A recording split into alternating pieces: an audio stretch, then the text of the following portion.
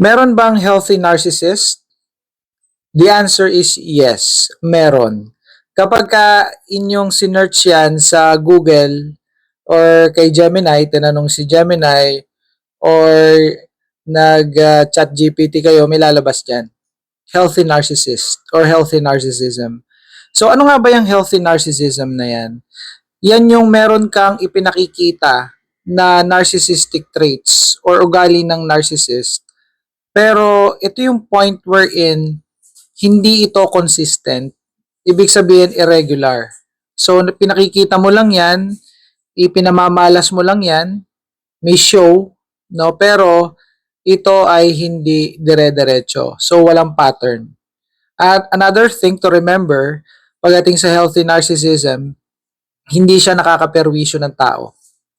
No, hindi siya nakakaapekto sa pamumuhay ng partner, pamumuhay ng kapitbahay, pamumuhay ng katrabaho. Hindi siya nakaka-harm. Ibig sabihin, yung tao na sinasabihan natin ng healthy narcissist ay harmless. Another thing about this is, ito yung mataas ang kanyang self-confidence, mataas ang kanyang self-esteem. So, ang tingin niya sa sarili niya ay mataas, ang tingin niya sa sarili niya ay magaling, pero hindi siya nangyayapak ng tao.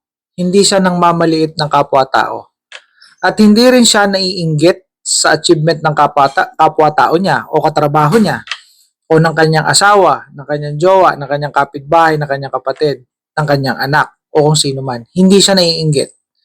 Hindi niya nakukumpara yung sarili niya na to the point na iisipin niya na ayaw ko sa kanya kasi nahigitan niya ako.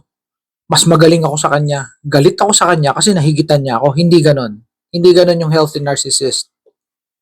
So sa madaling salita, healthy narcissist.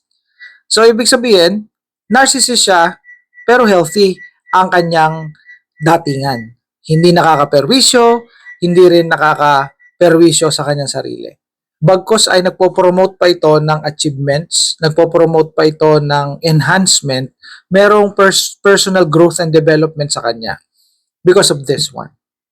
Alright? So that is what we call healthy narcissism sa madali-daling paliwanag, no?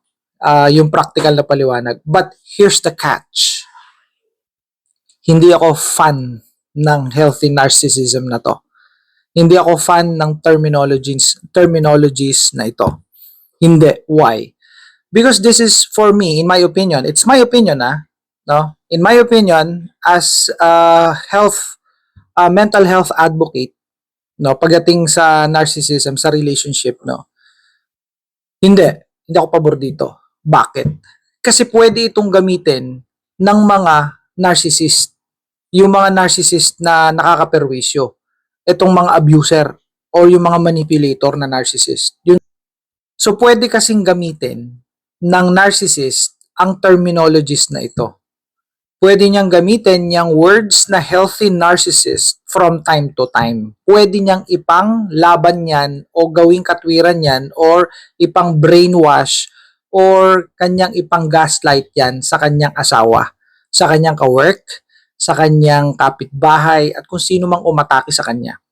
So meron akong ganitong eksena real life to, no? Nangyari sa totoong buhay. Kapitan yung mister niya, kapitan ng barko. Actually, pero grabe yung abuse na nangyayari kay Mrs. Nagpa-coach sa akin and then ito na nga, kinuwento niya. Sabi niya sa akin ay sinabihan daw niya yung mister niya na narcissist. Sabi ko, that's big no. Big no. Hindi mo dapat sinabi yon. Dapat ang kinall out mo ay yung kanyang ginagawang specific na ugali. Yun yung kinall out, no? So, paano mo sinabi? Sabi ko gano'n. Siyempre, na-curious ako tinanong natin. Sabi daw niya, nag-identify daw siya ng mga narcissistic traits. Kagaya ng hindi nagpapatalo, laging tama kahit siya ay mali, laging siya ang magaling, siya ang nasusunod, very manipulative, master manipulator. Talaga sinabi daw niya, in-identify niya. And then ito na nga nagtanong. Sabi, are you saying or are you implying that I am a narcissist? Ganon, no? Mga ganon. Sabi daw niya, Oo, ganun ka kasi. Okay? And ito, sinabi ng kapitan ng barko. Sinabi ng kapitan ng barko sa kanyang misis na, hey, healthy narcissist ako. Healthy narcissist. Sabi daw sa kanya. Ayun. Sabi niya, kapitan ako ng barko, malaki ang tiwala ko sa sarili ko, ako ang pinakamagaling, ako ang pinakamagaling sa barko, ako ang ganto, ako ang ganyan, pinuri ng pinuri yung sarili niya. Healthy narcissist yun. So, kung ano man ang nararamdaman mo, problema mo na yan. It's not my problem. Nag-asawa ka ng kapitan ng barko, sobrang galing, sobrang talino, no? Navigator, ganon. Kung ano na daw sinabi sa kanya. And then yun na yun. You see, yun yung masamang epekto kapag sumikat ang words na healthy narcissist. Kaya hindi ako fan nito. Kaya ako ay nagdi-disagree dito sa terminologies na to. Yung gumawa nito, researchers, okay, mga PhD, mga doctorate, mga scientist, sige, I respect all of those people. Yung mga author niyan, I respect. Pero sa aking mga na-interview dito, yung mga nagpa-quote sa akin, nakita ko na hindi maganda ang words na yan.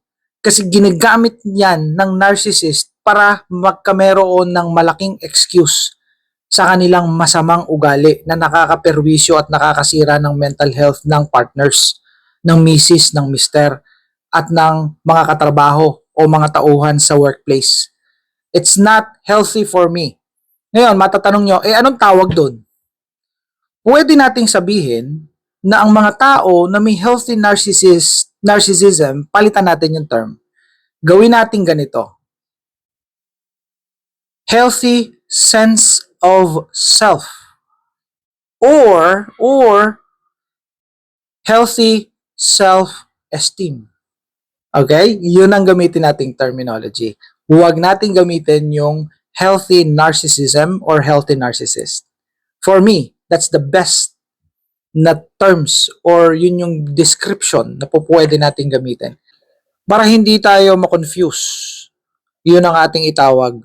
But, since ito nga ay may terminologies na nag-exist no, sa field ng psychology, the best thing is we must understand healthy narcissism and we must understand also na it's confusing. Nakaka-confuse. Kaya yun na lang ang gamitin natin. Bye for now.